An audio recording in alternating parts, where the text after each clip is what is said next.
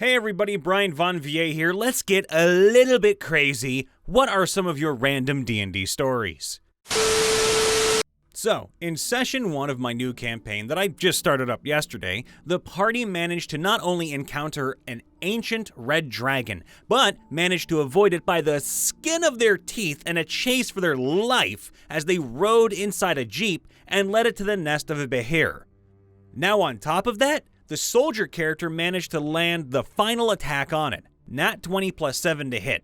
20 piercing damage with an M1 Garand, which was a reflavored musket, shot out its eye and part of its skull as it fled from the behir. Now I have a dope villain for later, the One-Eyed Red Dragon. This just happened today. The party was run out of a town in last week's session, then we found out that a demon took it over. This week we encountered an NPC paladin hunting that very demon. We joined forces with that paladin and set off to the other town. Upon arrival, we see the demon attacking the town, so we immediately attack. We demolish that demon in 2 rounds without taking a single point of damage. The demon only got 1 chance to hit, and it missed. When the demon was dead, the paladin revealed that he was actually the demon, and we had just killed the paladin. There was an illusion involved. So we fled, took a long rest, and came back to interrupt the real demon.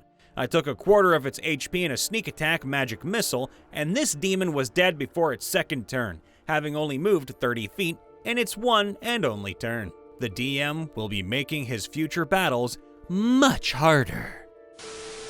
So last night my party began the final boss battle of Dragonlance, Shadow of the Dragon Queen. So, spoiler alert! Okay, spoiler out, we're good. The DM decided, since our party is pretty dang tough, to have us fight both Kansaldi Fire Eyes and a greater death dragon at the same time. My grave cleric, Asaius, not only got to play into the fact that Fire Eyes is also a cleric, but in this particular encounter he happened to roll last in initiative behind the party, right before the death dragon. Well, on my turn, I activated Aura of Life, a spell that I've had on my list from all the way back when we first learned Undead would feature in the campaign. Aura of Life, for those of you who do not know, gives every ally within it necrotic resistance. For fun, I flavored it as her doing the domain expansion hand gestures, just for fun. This was a very good call, as the Death Dragon proceeds to use its breath weapon on every single party member except one. It rolled 50 damage, which at level 11, yes, our DM is that confident in our abilities, and above the average damage for it is, well, a lot, and even for the ones who made the save. Aura of Life halved the damage, saving the party a lot of health. Our ancestral guardian barbarian, Nico, used his spirit shield to buffer Asaius, who failed to save, lowering the damage enough to make the con save to maintain concentration. Aura of Life saved the party so much damage during that fight. I also slashed Fire Eyes in the back with a crit level 4 spiritual weapon for big damage, flavoring it as a diversion for Asaius to use Path to the Grave on the Death Dragon, setting our paladin, Tal, up to land a massive hit for 84 damage. Now to top it off, towards the end of that phase, we still needed to fight Lord Soth. Asaius used Mass Cure Wounds. As we're using the buffed 1 D&D version, so 5d8, I healed most of the party back to full health and the rest by a very large amount.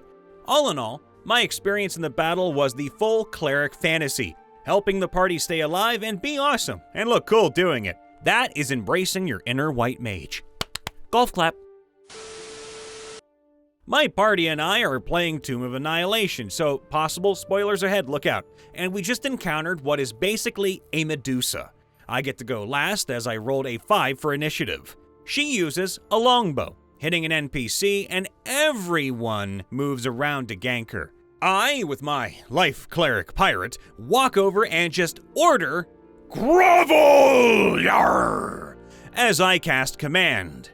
She fails the save, I fail the petrification save, and my cleric gets turned into a statue demanding her to bow to him. The DM decided to be nice and make it so if we kill her during that fight, my character gets reverted from being a statue.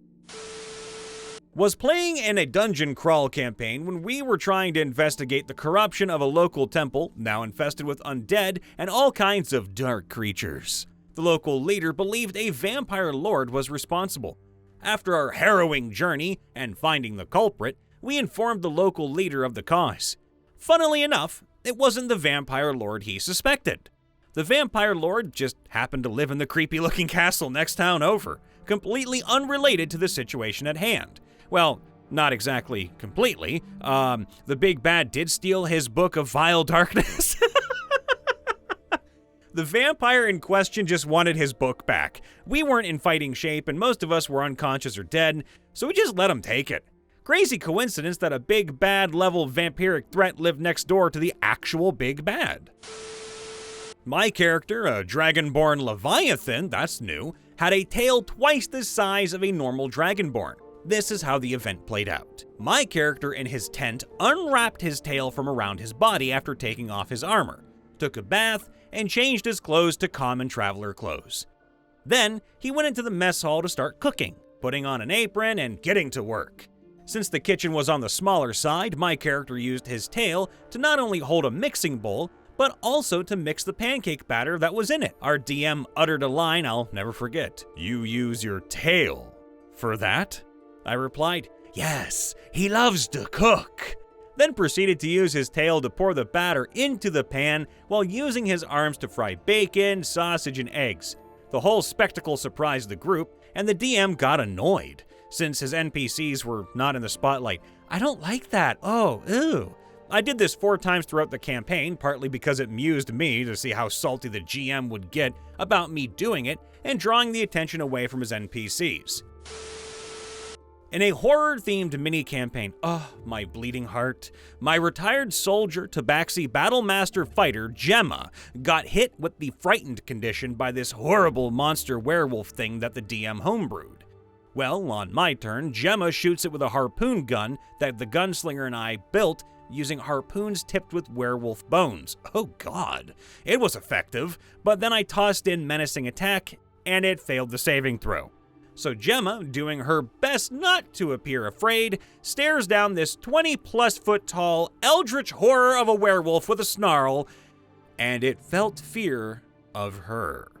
TLDR, despite being frightened, the 58-year-old Tabaxi managed to death glare a giant werewolf monster and frighten it right back. It's like, "I'm not pooping my pants, you will." So my last session went a little bit weird. The new guy in the group started his character as Lawful Good, and I didn't remember that the party technically had 2 heist missions after the party meets with a bunch of nobles at a ball. The first one was for the 2 rogues, and required scoping out a specific princess's wing of the palace to find 500 pounds of old silver coins that were more pure than normal D&D coinage.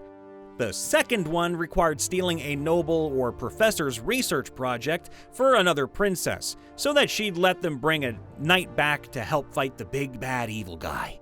Neither worked for him, so I had to make up a distraction mission for him on the spot and tease it for our next session, which ended up being an unrelated heist investigation. Also, spoiler, the research project that half the party had to steal is a flushable toilet. A flushable toilet? What? Okay. Anyway, the session hadn't happened yet, but I got a game mechanics idea from it. Start with 2 potential enemies and masterminds behind the heist. The players will do investigation rolls, and those rolls will dictate which of the 2 are actually the thief. Phase 1. Set up 2 leads, and at least 1 dead end based off their initial investigation roll. That leads them to the thief's hiding spot for the item. Phase 2, they find the low-level thief's hiding spot and the stolen goods, but no thief. All investigations at this point lead to the 2 masterminds. In this case, one is a religious leader who stole the object to embarrass the noble out of a religious position. Yeah, praying on the porcelain throne in this case. And the other was a rival noble trying to do the same to the religious leader. "No, your cult had Satan's ass on it." God, oh, I'm dying. So, the given investigation roll would look something like this. 1, you get no clues and take the thing back. 2 to 10, you find clues that the religious rival was planning it. 11 to 19, it was the evil noble all along. Or 20, the guy stole it on his own and was shopping around for important/motivated people to sell it to. I kind of want to do an opposed reality check roll too.